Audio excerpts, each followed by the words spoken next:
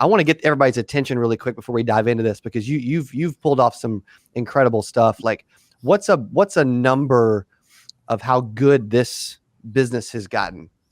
Well, at our peak, we were selling about 14 million in annual premium med subs.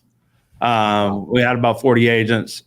We had some downfalls from there, and I got over leveraged, and so it didn't scale the way I wanted it to, because I made a lot of bad decisions. And that's 10 more interviews about that. Sure. But the ones I'd like to do, because I want people to learn from everything I've learned and everything I've made a mistake from too, because one person only has to learn the lesson. And that's the cool thing about the internet.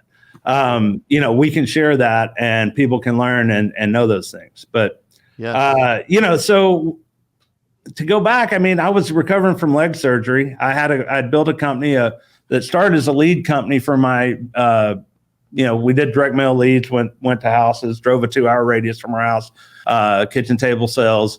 We had a small agency. I left my agency in East Texas, moved to Austin, rebuilt another one, had about 6 or 7 agents working in it, which is pretty much all you could do with a direct mail run in that circle area if you didn't want to overmail people. And then we said, hey, we can get on a direct mail piece, I can get a 6% response if I lead with prescription savings over Medicare supplement savings. And, my dad and I, had built this agency, and we go out, save someone $20 a month on their Medicare supplement, and they think we're the greatest. I mean, start out in East Texas where most everyone was living on $600, $700, $800 a month Social Security income. $20 a month was really big. But over half of them were sitting there and they pull out all their prescriptions and say, well, I spend about $200, $300, $400 a month on these. Is there anything you can do to help me with that? This was 97, 98, 99, 2000, that era. There was no Medicare Part D. There was not a J plan. There was an old non-standardized AARP policy that covered some on prescriptions. And if you maxed it out, you would almost get your money back.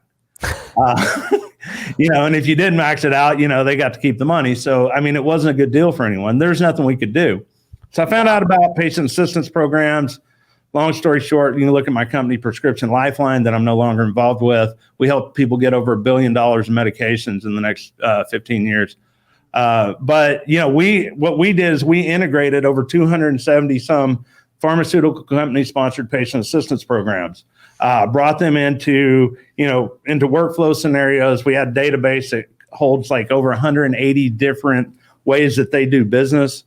That we kept track of, and it could basically, long story short, help them get their medications on an ongoing basis. If you do these things that the software tells you to do exactly at the time we tell you to do it, you will get your medicine on an ongoing basis for free.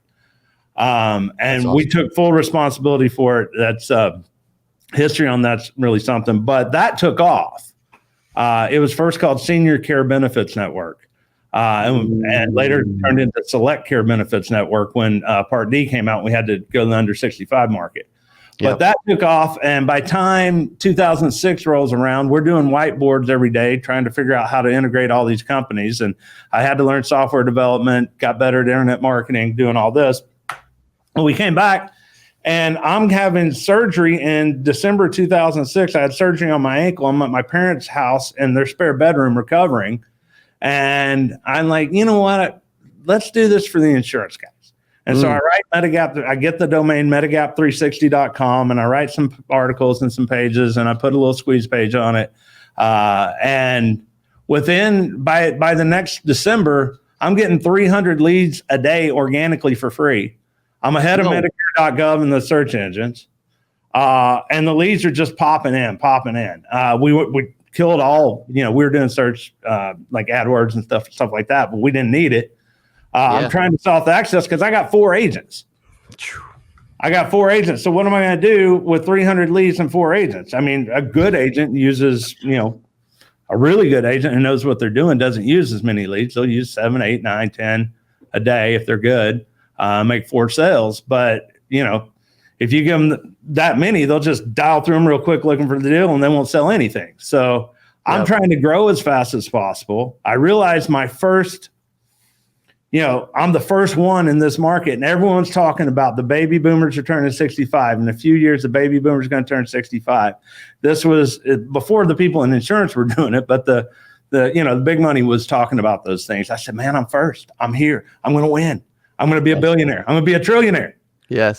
So I started building everything for scale. I took all the off-the-shelf CRMs. We looked at Salesforce and Fusionsoft and all these other ones that were there back then. And I said, these don't do what I want them to do. They do a bunch of stuff, but not what I want them to do. Because I want to feed the agent what he needs when he needs it, and integrate all the things and focus it around the agent, not the software. And so we started building our own stuff.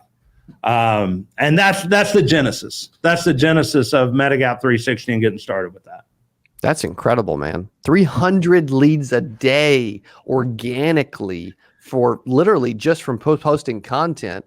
And you understood that wave back then. I mean, this was back in 06?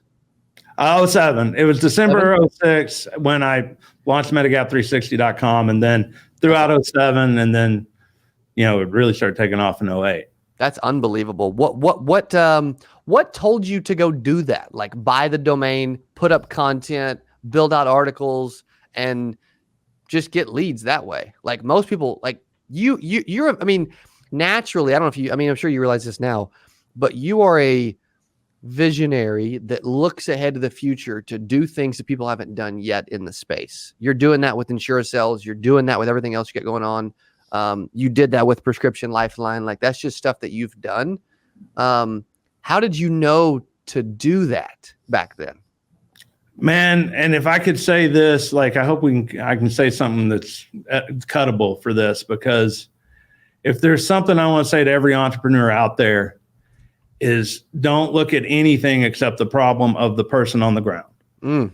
Whether it's, I'm looking at a client who has $300 of medications and doesn't know how to afford them.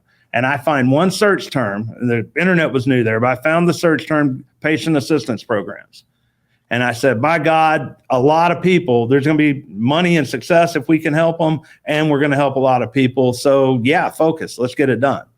For everything else, it's, what can we do to feed the professional insurance agent? The professional insurance agent has 1,000 problems. And if you look at where he is at that point, when he's talking to a customer, what does he need? When does he need it? What is his problems? All that. Everything in an organization, including your mind first as the entrepreneur, has to be focused on that interaction between the customer and the agent. How do you get really good agents talking to really good qualified customers and feed that as much as possible? So, that's it. So you ask, how do I see that? It's my brain first says, how should it be? What do I want to see? What solves this problem whenever I see something? And then just don't believe it's not possible, because everything's possible. That's good. So good. Hey, if you enjoyed this, I got another one you're going to love. It's right there. Click on it. See you in there. Hey, welcome back to Rising Stars, live every single Friday, 8 a.m. Central Standard Time. Today, I'm excited to go through another chapter of 0 to 6 figures.